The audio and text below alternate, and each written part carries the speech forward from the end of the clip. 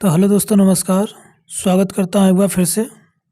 दोस्तों, आज के इस वीडियो में मैं गणित कक्षा 10 से मोस्ट इम्पॉर्टेंट क्वेश्चन कुछ लेकर आया हूँ, जो कि बोर्ड एग्ज़ाम के लिए बहुत ही महत्वपूर्ण है।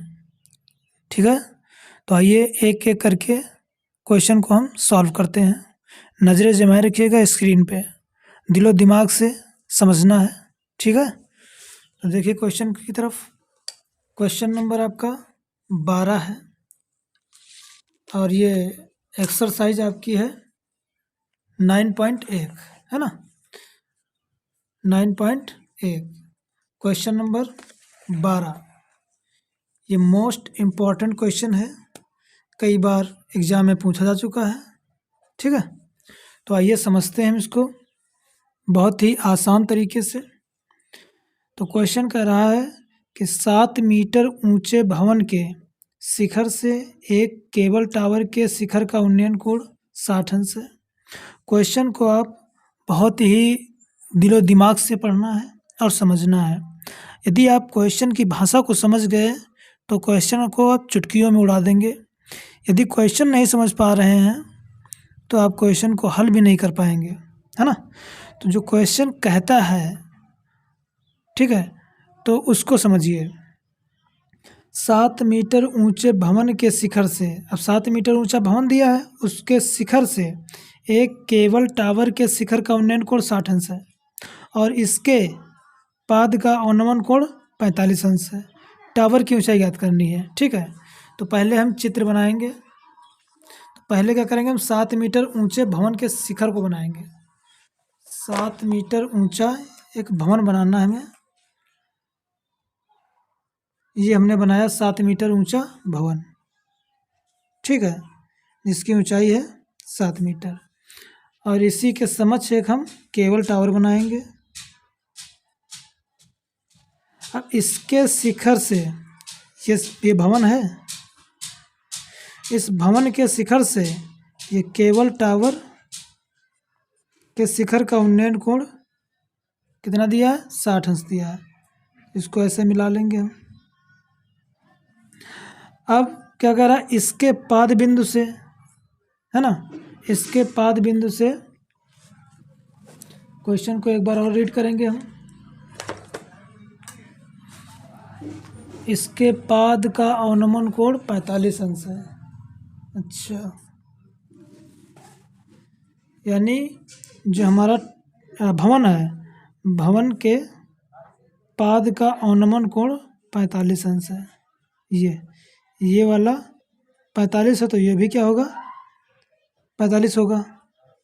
ठीक है, इसका नाम देते हैं हम ए, मान लो ये बी, सी, डी, ई। तो पहले ये अगर 7 है तो ये भी क्या होगा, 7 ही होगा, इतना, है ना। इसका मान निकाल लो तो ये इसके बराबर हो जाएगा। टोटल ये टावर की ऊंचाई कह रहा है, तो टोटल जो टावर की ऊंचाई होगा वो किसके बराबर होगा भाई, ये ई और सी, ई सी टोटल ऊंचाई है, तो E D plus D C के बराबर होगा, ई सी जो होगा, है ना। यानी इसका और इसका योग जो होगा वो ई सी के बराबर होगा। ठीक है, तो हम जो दिया उसको लिखना चाहेंगे एक बार। दिया है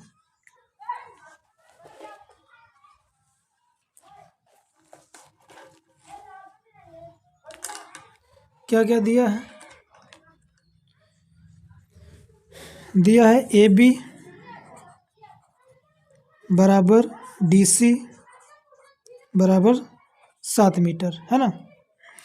और जो टावर की ऊंचाई है,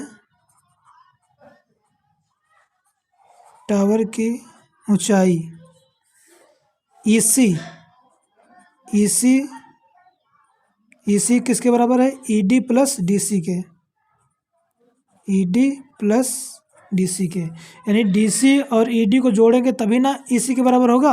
तो वही बात हमने लिख ली है। ये भवन की हमारी ऊंचाई दी है 7 मीटर, तो ए बी बराबर डी सी होगा, या इसके बराबर होगा। तो इसको निकाल लेंगे तो इसके बराबर हो जाएगा, है ना। देखो, और बी सी बराबर क्या है, ए डी है, बी सी बराबर क्या है, ए डी है। इतनी बात हमने लिख ली। ठीक, अब देखो त्रिभुज ए बी सी में ये 45 अंश दिया, ये लंब दिया है, ये आधार दिया। आधार निकालना है तो लंब और आधार किस में आता है? tan में आता है।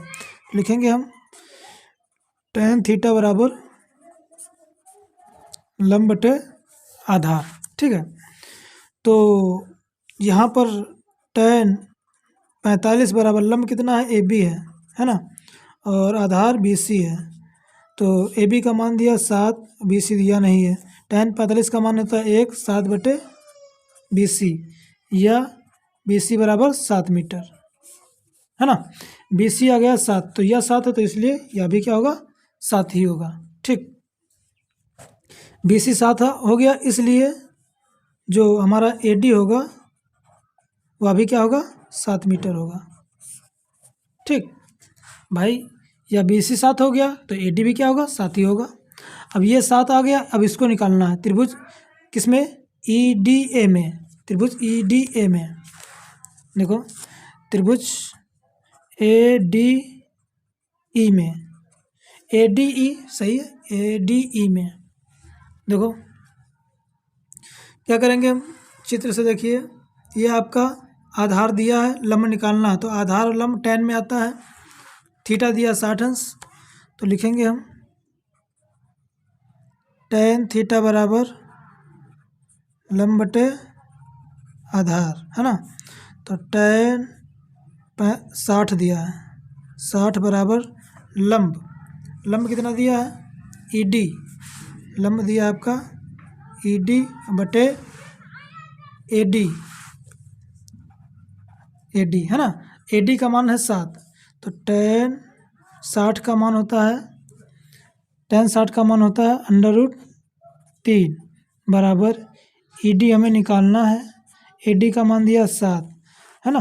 क्रॉस मल्टीप्लाई कराएंगे तो ये बन जाएगा हमारा ED बराबर 7√3, ED का मान आ गया। अच्छा, हमें चाहिए क्या? टावर की ऊंचाई, तो लिखेंगे हम अतः टावर की ऊंचाई क्या है? अभी यहाँ पे क्या लिखी है आपने? टावर की ऊंचाई क्या लिखी है आपने? EC बराबर ED प्लस DC। तो EC बराबर ED का मान जो आपने निकाला वो रख दीजिए, DC का मान जो निकाला वो रख दीजिए, EC आ जाएगा। तो टावर की ऊंचाई EC बराबर ED प्लस DC। तो ED का मान 7√3 प्लस DC का मान 7 है। DC का मान कितना है? 7 है। तो यहाँ से हम 7 कॉमन निकाल लेंगे, √3 प्लस 1, ये आ गया मीटर, है ना। ये आपका आ गया, ये टावर की ऊंचाई आ गई। तो अगला क्वेश्चन देखिए,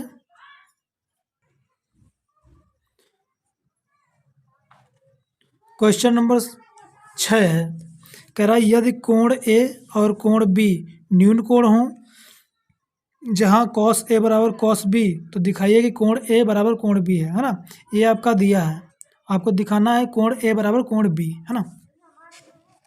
तो देखिए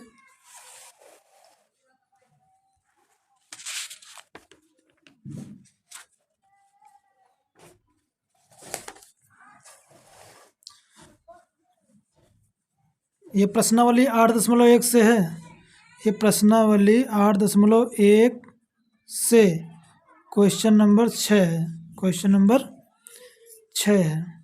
तो इसमें क्या दे रखा है? दिया है cos A बराबर cos B, ये आपका दे रखा है। अच्छा, इसके अकॉर्डिंग हम एक चित्र बना लेते हैं।